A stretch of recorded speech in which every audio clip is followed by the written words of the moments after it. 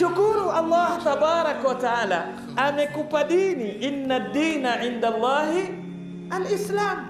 Ukaijua dini hii na ukaingia kwenye dini hii, kwa maana wewe kweli kwa udhaifu wako umempata anayestahiki kutegemewa. Nani? Al-Khaliq, muumba aliyeumba ulimwengu na vitu vyote. Yeye ndiye mtegemewa wako katika maisha yako.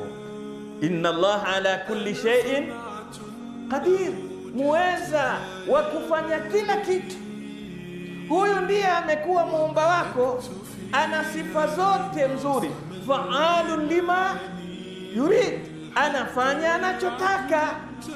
Aliye kaburini unayemuomba aweza kuamua siku moja kuja town kutembea na aambie wenzake, leo bwana, hii maisha ya kaburi yamenichokesha, acha nikapige mtao. Aweza? Hawezi. Si faal. Sanamu laweza kuondoka ulipolieka? Haliwezi. Pango laweza kubadilika likasema mimi sasa nataka niende pwani bwana, ikaondoka ikaenda kule hapana. Sasa muweza mtenda yote ni Allah tabarak wa taala, na ndiye Mungu wako, ndiye Mola wako Rabb. Kwa hivyo wewe mshukuru Allah tabarak wa taala kukupa akili na akakupa hidayah na taufiki, ukajua mwenye nguvu ulimwenguni ni nani? Ni yule aliyeleta Allah tabarak wa taala. Ikawa haja zako zote, amman yujibu almutarra idha da'ahu wa yakshifu su, nani mwingine anayemjibu yule mwenye shida, mwenye matatizo? Nani anayeondosha tabu na magonjwa isipokuwa nani? Hii ni neema kubwa katika maisha yako.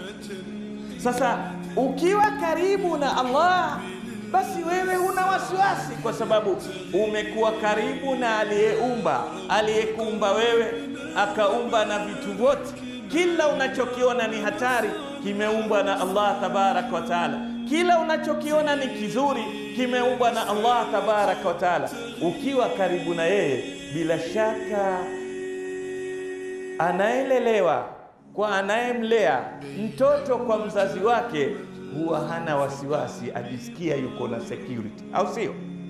Mtoto kwa mzazi au anaelelewa yote kwa anayemlea, basi hujisikia yuko salama na amani. السحاب يطير حرا مدركا نسمو كمان